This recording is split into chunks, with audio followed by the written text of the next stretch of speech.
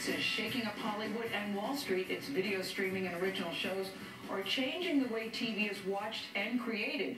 The company's stock has quadrupled since August. Chief Content Officer Ted Sarandos is one of the architects of Netflix turnaround.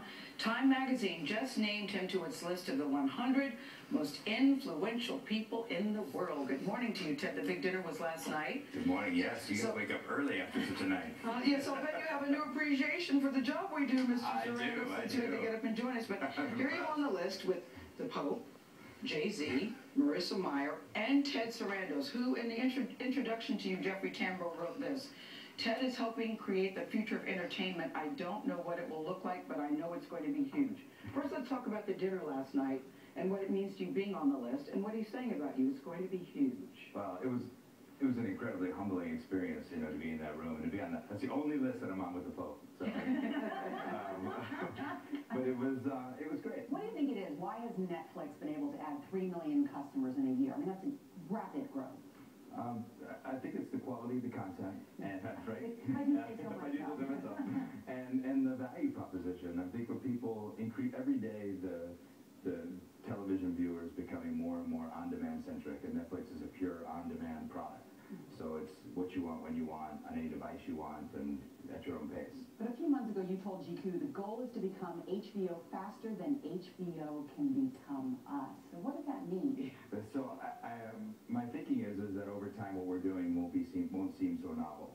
You know, that most networks and cable channels will have an on-demand component that becomes more and more meaningful, and that the lines will start to blur between catch-up TV and live TV, and that the more that becomes the case, the more we have to be ahead of that curve. So when HBO becomes a much more on-demand product than it is today, we'll be more heads-up competitors. That's what interests me is where is this whole world going to, and who will be the players?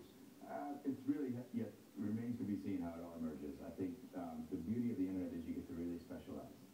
So for us, we really specialize in filmed entertainment. So we don't do anything live.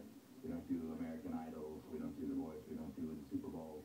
And it really enables us to focus on long shelf life, serialized content that's really difficult to do on live television. Someone maybe one of the emerging competitors is someone who mostly competes in the live space on the internet. There's an interesting thing happened in the marketplace not long ago when Reed announced that you were changing your price structure, and the stock died. Big time. Yeah. What did that teach you?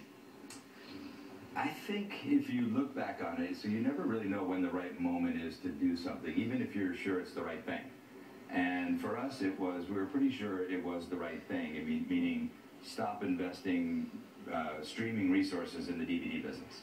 Right. So and maybe what it is you have to take big, meaningful changes slow.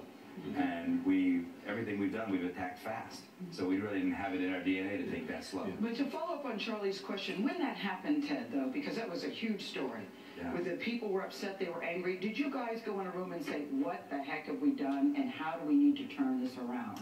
The big one is that we want to really stay focused on the member all the time. We always want to stay focused on our subscribers. It's a real customer-first environment.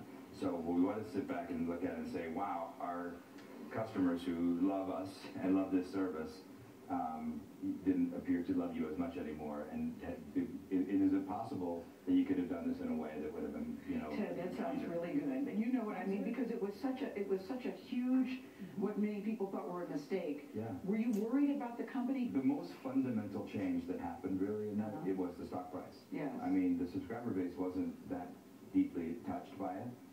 And we have, as a company, we've come a long way. So, I mean, I joined the company right after the kind of internet bubble had burst, and we had gone from nothing to something, back to nothing, back to something a few times. Yeah. So we've been down there before, and it's really that's what makes these moments seem so great. Well, I started watching House of Cards because Charlie came in and was raving about it, and I was fascinated. I got Netflix because of it, actually. I'm fascinated that you can put it on and you can sit and watch one thing all day long if you want. Really, because he came and raving about it, House of Cards. Bottom line is, it's good to be